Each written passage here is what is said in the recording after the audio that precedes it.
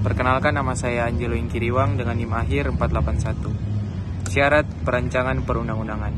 Syarat pembentukan peraturan perundang-undangan di Indonesia diatur dalam Undang-Undang Nomor 12 Tahun 2011 tentang pembentukan peraturan perundang-undangan. Sebagaimana telah diubah dengan Undang-Undang Nomor 13 Tahun 2022, secara umum syarat-syaratnya mencakup syarat formil dan syarat material.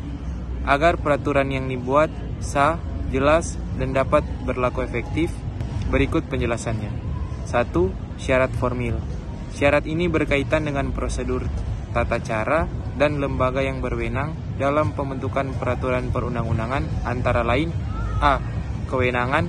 Hanya lembaga atau pejabat negara tertentu yang berwenang membuat peraturan, misalnya DPR bersama Presiden untuk undang-undang, Presiden untuk Perpu, Menteri untuk peraturan menteri, dan sebagainya. B. Prosedur atau tata cara. Prosesnya harus sesuai dengan mekanisme yang diatur dalam Undang-Undang 12 Tahun 2011, seperti adanya perancangan atau prolegnas, penyusunan pembahasan, pengesahan atau penetapan, dan pengundangan. C. Teknik penyusunan. Harus sesuai dengan pedoman teknik penyusunan, mulai dari struktur, bahasa hukum, hingga format resmi. 2. Syarat material. Syarat ini menyangkut isi, substansi, dan muatan dari peraturan, yaitu harus sesuai dengan Pancasila dan Undang-Undang Dasar 1945 sebagai sumber segala sumber hukum. Harus sesuai hierarki peraturan perundang-undangan atau tidak boleh bertentangan dengan peraturan di atasnya. Dapat dilaksanakan secara efektif, artinya norma yang dibuat realitas, jelas, dan dapat diterapkan dalam praktik. Mengandung asas-asas pembentukan peraturan perundang-undangan yang baik, yaitu: pertama, kejelasan tujuan.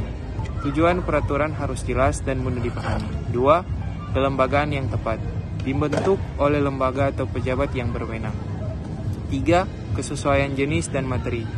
Materi harus sesuai dengan jenis dan fungsi peraturan. 4. Dapat dilaksanakan. Harus diimplementasikan di masyarakat. 5. Kedayagunaan dan kehasilgunaan. Bermanfaat dan efektif mencapai tujuan. 6. Kejelasan rumusan. Rumusan harus jelas, tidak ambigu, dan mudah dipahami. 7. Keterbukaan. Proses pembentukan harus terbuka dan melibatkan partisipasi masyarakat. Aspek teknis yang perlu diperhatikan. Pertama, teori perundang-undangan. Memahami jelas hierarki dan kewenangan pembentuk. 2. Kewenangan pembentuk.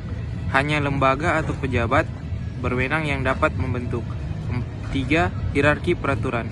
Tidak bertentangan dengan peraturan yang lebih tinggi. 4. Materi muatan. Sesuai dengan jenis, fungsi, dan hierarki peraturan. 5. Naskah akademik. Wajib dilengkapi untuk undang-undang dan peraturan daerah, berisi kajian ilmiah yang dapat dipertanggungjawabkan. Sekian dan terima kasih.